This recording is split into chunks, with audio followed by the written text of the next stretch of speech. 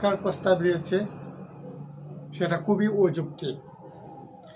এই প্রস্তাবের ফলে যদি এইরকম কোনো কিছু হয় আমাদের এখানে, তাহলে ঘরে ঘরে একটা যুদ্ধ মারামারি সৃষ্টি করার লক্ষ্যে তাদের এই কাজটুকু।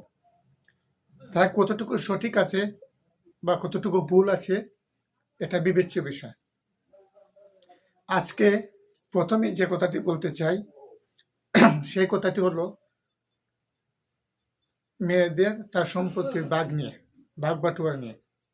একটা মেয়ে যখন 20 বছর, 15 বছর, 21 বছর হলো, তাকে বিয়ে দিল, তার মা বাবা অনেক টাকা পয়সা খরচ করে, হিন্দু ধর্মে বলেন কিংবা আমাদের মুসলমান ধর্মে বলেন, ইসলামী মতে বলেন, আমরা কিন্তু তাদেরকে দেখাশোনা করি এবং তাদের প্রাপ্য যেগুলো আছে আমরা তাদেরকে দিই।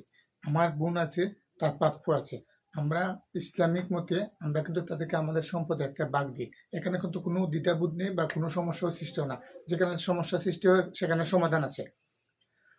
হিন্দুদের আবার এটা নেই, তাদের এখানে সম্পত্তি কোনো ভাগ নেই। এটা তাদের পরম্পরা, ঐতিহ্য, অনেক বছরের। সেটা আপনি চাইলে একদিন এটা বদল করে দিতে পারবেন না। এটা একটা সিস্টেমের মধ্য দিয়ে যেতে হবে।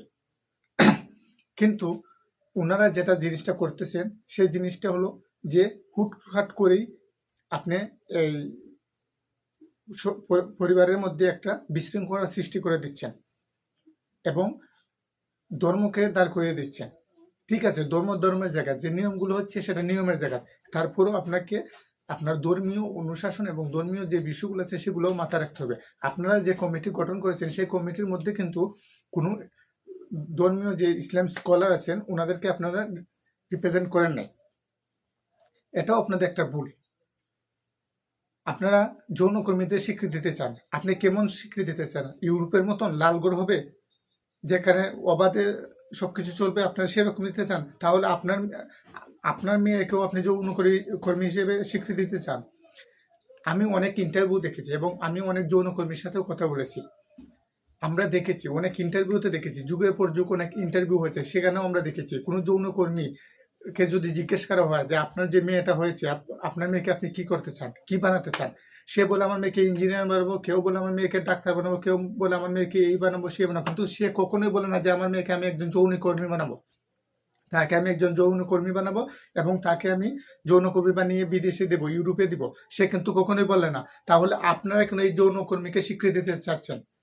আমরা চাই যৌনকর্মীদেরকে যৌন পেশা থেকে ফিরিয়ে আনতে, তাদেরকে সুন্দর সুস্থ জীবন দিতে, সুন্দর অবকাঠামো গঠন করে তাদেরকে প্রত্যাবর্তনের মাধ্যমে তাদেরকে আবাসস্থল দিতে হবে, তাদেরকে মানসম্মত একটা জীবন দেওয়ার জন্য, মানসম্মতভাবে চলাফেরার জন্য তাদেরকে কাজ দিতে হবে। তাদেরকে আমরা তাদেরকে এই জায়গা থেকে ফিরিয়ে এনে তাদেরকে সুস্থ একটা জীবন দেবো, যাতে তারা আজীবন তাদের সন্তান, ছেলে মেয়েদের নিয়ে, পরিবার নিয়ে যাতে সুখে শান্তিতে থাকতে চায়। কিন্তু আপনারা যারা নারীবাদী সংস্কার করতে চাচ্ছেন, যারা এইরকম কথা বলছেন, তারা কিন্তু আসলে আপনি মহিলাদের যে মেয়ে জাতিরই আপনি অসম্মান করতেছেন। আপনি অধিকারের কথা একদিকে বলছেন, অন্যদিকে তাদেরকে ছোট করে দেখছেন, তাদেরকে ছোট বানাচ্ছেন। কোনো যৌনকর্মী কিন্তু তারা কিন্তু কেউই চায় না যে আমি যৌনকর্মী হব। আপনারা তাদেরকে যৌনকর্মী হিসেবে রাখতে চাচ্ছেন চিরকালের জন্য।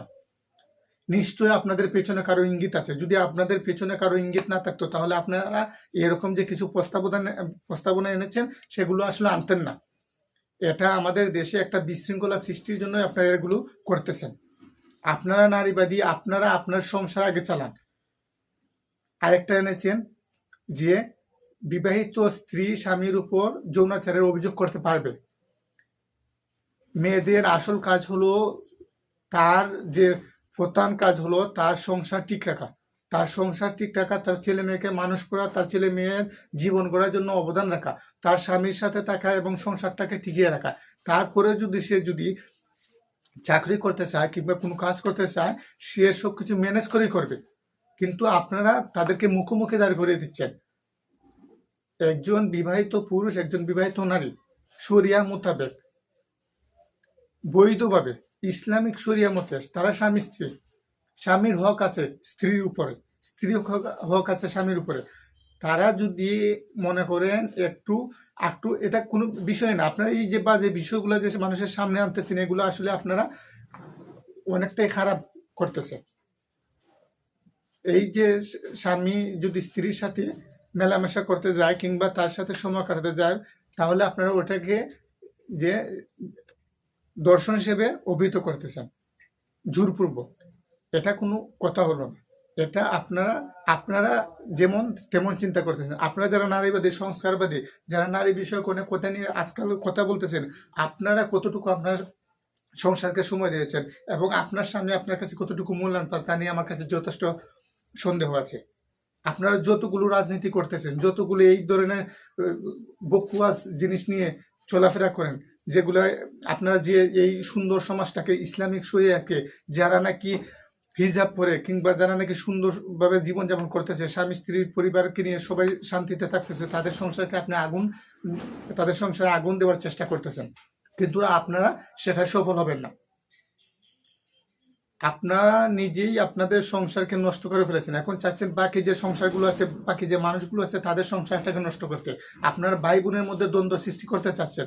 আপনারা আমাদের এই যে বহু কাল থেকে, আবহমান কাল থেকে যে আমাদের যে একটা সংস্কৃতি, আমরা যে একসাথে চলাফেরা, আপনারা সেটাকে অবমূল্যায়ন করতেছেন এবং সেটাকে নষ্ট করে দিতে পারছেন। যে সম্প্রীতি আছে, সেই সম্প্রীতি রক্তের বন্ধনকে আপনারা একটা দুশ্মনের চরিত্র অবতীর্ণ করতে চাচ্ছেন। সেখানে আপনারা কখনোই সফল হতে পারবেন না। আপনারা আগে আপনার সংসারটি করুন, পরিবারটি করুন। আপনি আগে একজন মানুষ হন।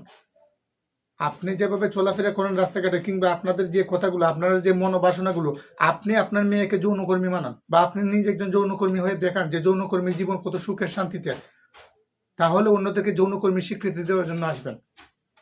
আমাদের একটাই কথা, আমরা সাধারণ মানুষ যারা আছে কিংবা সরকার লেভেলে যারা উচ্চপদস্থ আছেন, যারা এই দেশটার দায়ভার বহন করে আছেন, যারা নাকি দেশটাকে এগিয়ে নেওয়ার চেষ্টা করতেছেন, যারা নাকি বিভিন্ন পদস্থ আছেন, তারা সিদ্ধান্ত নেবেন কোন দিকে যাবেন।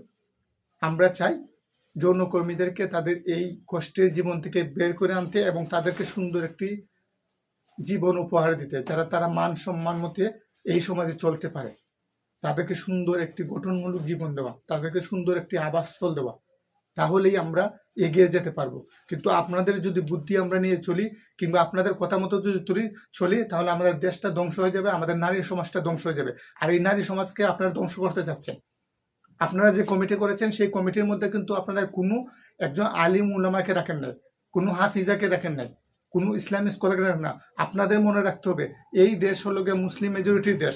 এই দেশে এখনো মনে করেন অনেকটাই যারা ইসলামী স্কলার আছেন কিংবা ইসলামী লোকজন আছেন, তারা কিন্তু মেনটেন করেন অনেকটাই পরিসরে।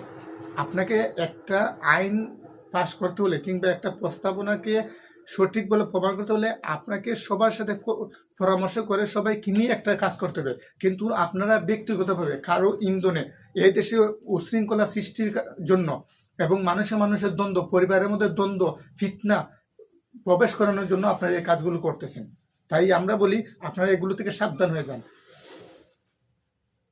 আপনারা মেয়েদেরকে সমান অধিকারের নামে তাদেরকে নষ্টা বানাতে চাচ্ছেন, তাদেরকে রাস্তায় নামাতে চাচ্ছেন, তারা তো কাপড় পরে আছে, তাদেরকে আপনারা উলঙ্গ করে রাস্তায় নামাতে চাচ্ছেন। এটা কখনোই হবে না। এটা আপনাদের দুঃস্বপ্ন। এদেশের মায়েরা বুঝে, এদেশের নারীরা বুঝে তাদের সম্মান রাখা কিভাবে রাখতে হয়। প্রথমে যে কথাটি বলেছিলাম, সেই কথাটি হলো যে আমরা ভাই কিংবা আমার সন্তান, আমার মেয়ে, তাকে আমি 20 বছর 22 বছর লালন পালন করেছি। তাকে আমি আমার কলিজার টুকরো মেয়ে, তাকে আমি অন্যের কাছে সোপর্দ করলাম, তাকে আমি অন্যের কাছে বিয়ে দিলাম।